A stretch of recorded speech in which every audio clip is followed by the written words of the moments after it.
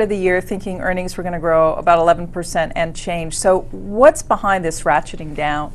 We've seen this the last couple of quarters, and it's just a continuation of that trend.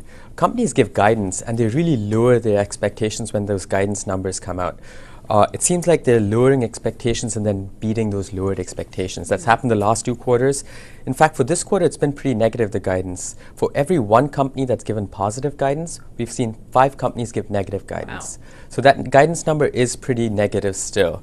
And we expect companies to once again beat those guidance numbers, but it's still far below the 11% that we saw about a quarter ago. It's down to about 4% now.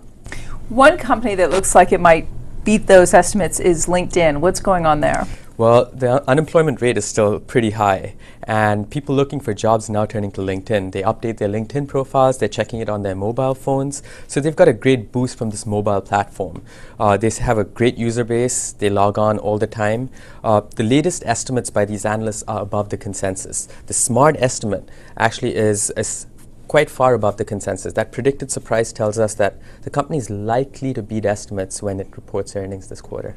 And same story for Take-Two Interactive, right? Yes, everyone's heard of Avatar, and that movie just did brilliantly. Believe it or not, it took 17 days for that movie to make $1 billion. Jeez. Take-Two just took 3 days.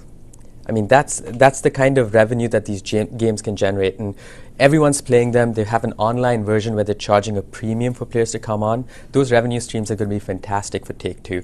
Expect them to beat earnings when they report this quarter. So this Grand Theft Auto franchise is interesting, right? Because you can... It's a moneymaker for them, yes, and they'll have 6, 7. I don't even want to talk about Grand Theft 10, right? So.